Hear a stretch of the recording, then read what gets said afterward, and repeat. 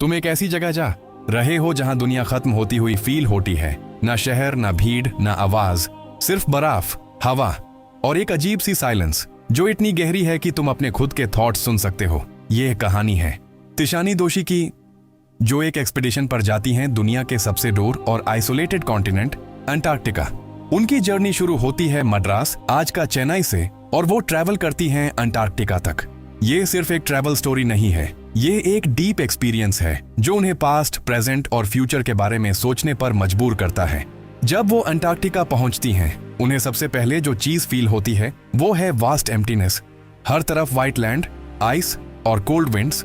यह जगह इतनी अलग है कि यहाँ इंसान खुद को छोटा और पावरलेस फील करता है। अंटार्कटिका का लैंडस्केप बिल्कुल प्यूरे है, अनटच्ड, जैसे नेचर अपनी ओरिजिनल फॉर्म में हो।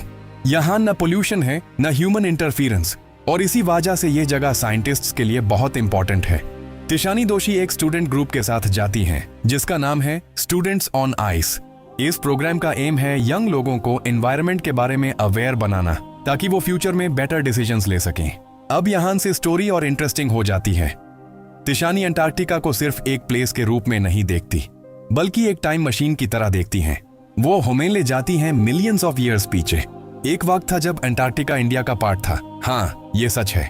लगभग 650 मिलियन ईयर्स पहले सारे कॉन्टिनेंट्स एक साथ जुड़े हुए थे, जिसे गोंडवाना लैंड कहा जाता है। इसके बाद धीरे धीरे कॉन्टिनेंट्स मूव होने लगे और अलग हो गए।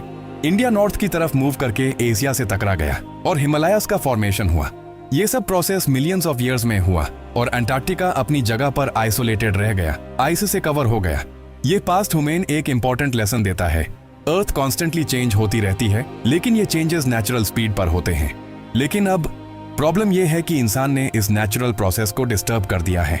तिशानी दोशी प्रेजेंट सिचुएशन के बारे में बात करती हैं। आज के टाइम में ह्यूमन एक्टिविटीज जैसे pollution, burning of fossil fuels और डिफोरेस्टेशन ने एनवायरनमेंट को डैमेज कर दिया है। ग्लोबल वार्मिंग एक रियल प्रॉब्लम बन चुकी है। अंटार्कटिका की आइस शीट्स धीरे धीरे मेल्ट हो रही हैं, जो सी लेवल को बढ़ा रही हैं। अगर ये प्रोसेस कंटिन्यू रहा तो फ्यूचर में कोस्टल एरियाज डूब सकते हैं। ये सिर्फ अंटार्कटिका की प्रॉब्लम नहीं है, ये पूरी दुनिया की प्रॉब्लम है। तिशानी कहती हैं कि अंटार्कटिका एक वार्निंग साइन है। ये हमें दिखाता है कि अगर हमने अपनी हैबिट्स चेंज नहीं की तो फ्यूचर डेंजरस हो सकता है। उनकी जर्नी का एक और इम्पोर्टेंट पार्ट है ह्यूमन इम्पैक्ट। वो बताती हैं कि कैसे ह्यूमंस ने अपनी नीड्स के लिए नेचर को एक्सप्लॉइट किया है। शॉर्ट टर्म प्रॉफिट के लिए हम लॉन्ग टर्म डैमेज कर रहे हैं। और ये सब देखकर वो एक सीरियस क्वेश्चन उठाती हैं, क्या हम अपनी फ्यूचर जनरेशंस के लिए सेफ प्लैनेट छोड़ पाएंगे? अंटार्कटिका जैसे प्लेसेस हमें रिमाइंड करते हैं कि अर्थ कितनी ओल्ड और पावरफुल है और हम कितने स्मॉल हैं। ये जर्नी सिर्फ एक फिजिकल जर्नी नहीं है, ये एक इनर जर्नी भी है। तिशानी अपने आप से और दुनिया से सवाल करती हैं और ये समझने की कोशिश करती हैं कि हम कहाँ गलत जा रहे हैं। उनका मैसेज सिंपल है, अगर हमने अभी एक्शन नहीं लिया तो फ्यूचर में डैमेज कंट्रोल मुश्किल हो जाएगा। और ये रिस्पॉन्सिबिलिटी सिर्फ साइंटिस्ट्स या गवर्नमेंट्स की नहीं है, ये हर इंसान की रिस्पॉन्सिबिलिटी है। हम सबको अपने लेवल पर चेंज लाना होगा। एनर्जी सेव करना, पोल्यूशन कम करना और नेचर का रिस्पेक्ट करना। अंटार्कटिका एक साइलेंट टीचर की तरह है। वो कुछ बोलता नहीं, लेकिन सब कुछ समझा देता है।